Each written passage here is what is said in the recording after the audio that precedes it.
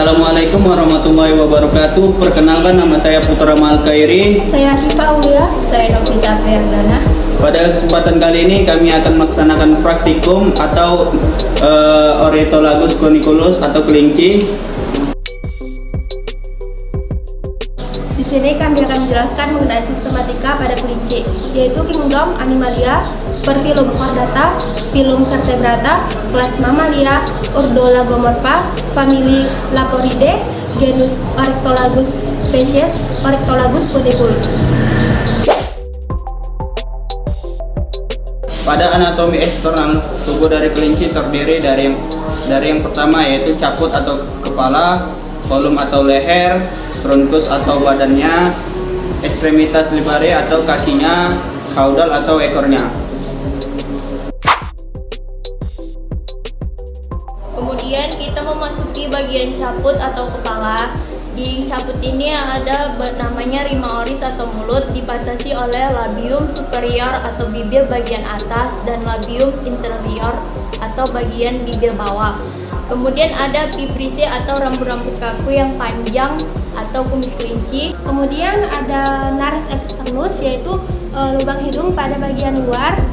Lalu ada bagian organum visus yang terdiri dari bulbulus oculi, yaitu bagian mata yang terdiri dari kornea, iris dan pupil.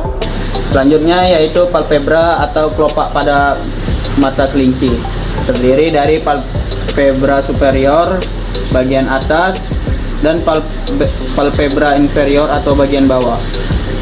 Selanjutnya yaitu plica seminalis atau kelenjar air mata terdapat di sudut mata dekat hidung. Selanjutnya yaitu organum auditus atau bagian telinga. Selanjutnya yaitu porus acousticus externus atau lubang telinga bagian luar. Selanjutnya itu kolum atau leher. Terdapat skeleton pada tulang belakang, sambungan dari modulus spinalis. Selanjutnya yaitu trunkus atau badannya. Terbagi atas beberapa daerah, yaitu toraks atau dada, abdomen atau perutnya, dorsum pusat atau pertengahan, glutae atau kulit luar, perineum atau bagian otot tubuhnya. Selanjutnya yaitu organ genitalia eksternal pada kelinci jantan, terdiri dari yang pertama yaitu maskulina atau penis ya, penis. Selanjutnya yaitu skrotum. Di sebelah kiri dan kanan penis berisi testis. Pada kelinci yang muda seringkali masih kosong. Tulang yang menyusun lengan depan dari kelinci yang terbagi menjadi yaitu brachium disokong oleh tulang humerus. Selanjutnya yaitu antebrachium disokong oleh radius dan ulna. Selanjutnya yaitu manus bagian telapak yang disusun oleh yang pertama yaitu carpus disokong oleh tulang carpal. Selanjutnya yaitu metacarpus disokong oleh tulang metacarpal. Digiti disokong oleh tulang phalanges. Selanjutnya masuk kita ke ekstremitas caudalis atau kaki bagian belakang. Disusun oleh tulang femur pada bagian paha yang disokong oleh os-femur. Selanjutnya yaitu tulang crus disokong oleh os tibia dan fibula dekat tulang kering.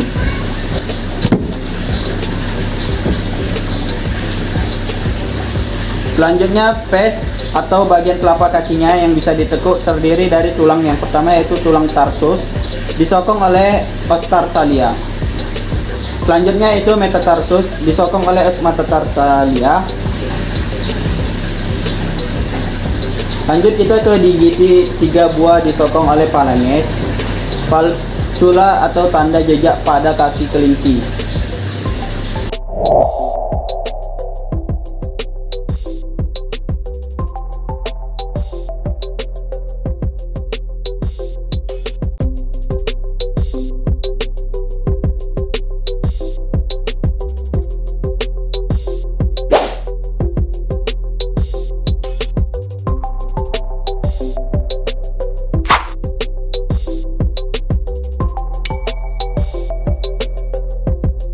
Selanjutnya kita masuk ke sistem digestoria yang terdiri dari yang pertama yaitu traktus. Traktus digestivus terdiri dari yang pertama yaitu cacumoris atau mulut. Selanjutnya yaitu atapnya terdiri dari platum durum sebelah kranial dan platum mole sebelah caudal. Kemudian dentes terdiri dari 3 macam, yaitu yang pertama yaitu incisivus atau gigi paling depan. Yang selanjutnya yaitu premolare yaitu gigi geraham atau gigi sampingnya. Yang selanjutnya itu molare gigi belakang atau gigi yang paling belakang. Linguae yang terdiri dari otot yang dilapisi oleh mukosa yang penuh dengan papila yang mengandung syaraf mengecap. Paring yaitu pangkal dari kerongkongan. Bisa kita lihat ini dia. Selanjutnya yaitu masuk ke esofagus. Esofagus yaitu lanjutan dari farinks yang masuk ke rongga toraks dan menembus diafragma melalui hiatus esofagus dan bermuara pada ventriculus di rongga abdomen. Kemudian masuk ke ventriculus. Ventriculus atau lambung adalah organ muskular yang bekerja menyimpan pakan yang telah dicerna dan memasukkan injekta ke dalam usus kecil dalam jumlah yang dapat ditampung oleh pencernaan intestinal. Pada ventriculus ini terjadi gerakan peristaltik. Gerakan peristaltik inilah yang menyebabkan pakan yang telah dicerna bercampur dengan asam lambung dan enzim. Kemudian berlanjut ke intestinum tendium. Intestinum tendium ini terdiri menjadi 3 bagian, yaitu ada duodenum, jejunum, dan ileum. Intestinum crassum ini terdiri dari sekum. Sekum ini yang besar dindingnya memiliki bangunan yang tidak terdapat pada intestinum tendium. Kemudian masuk ke kolon. Kolon yaitu terdiri dari ascendens yang keluar dari sekum yang naik ke atas. Kemudian yaitu masuk ke kolon transverse bagian yang melintang. Kemudian masuk ke rektum. Rektum ini yang berada dekat anus. Kemudian yang terakhir yaitu masuk ke anus sebagai tempat keluarnya kotoran. Oke, kita masuk di bagian glandula digestoria. Di bagian glandula digestoria ini ada glandula parotis, terus ada hepar atau hati, terus ada vesicapelia atau empedu, terus ada pankreas. Selanjutnya kita masuk ke sistem urinaria yang terdiri dari yang pertama yaitu ren atau ginjal. Sepasang bentuknya seperti kacang, warnanya merah tua, dibungkus oleh kapsula renis. Ren berfungsi mengatur keseimbangan air dan metabolit dalam tubuh dan mempertahankan keseimbangan asam basa dalam darah. Produk sisa berupa urin akan meninggalkan ginjal menuju saluran kemih untuk dikeluarkan dari tubuh. Kemudian ureter. Ureter yaitu saluran yang keluar dari ren. Kemudian vesika urinaria adalah kantung kemih sebagai tempat penyimpanan urin sementara. Kemudian berlanjut uretra adalah tempat mengalirnya urin dari kantung kemih sehingga dapat dikeluarkan dari tubuh. Kemudian masuk ke sistem peredaran darah di kelinci, yaitu terdiri dari 3 komponen, yaitu ada cor atau jantung, kemudian ada pembuluh serta darah. Cor atau jantung ini untuk memompah darah ke seluruh tubuh dan menampungnya kembali setelah organ paru-paru membersihkan darah tersebut. Jantung menyediakan dan mengalirkan oksigen darah ke seluruh tubuh serta membersihkan tubuh dari hasil metabolisme atau karbon dioksida. Kemudian pembuluh arteri bertugas membawa darah dari jantung ke seluruh tubuh. Rongga jantung pada kelinci terpisah secara sempurna oleh sekat membujur menjadi rongga jantung kiri dan jantung kanan. Selanjutnya saya akan menjelaskan sedikit tentang peredaran darah pada kelinci. Yang pertama itu ada darah akan menuju paru-paru melalui arteri pulmonalis.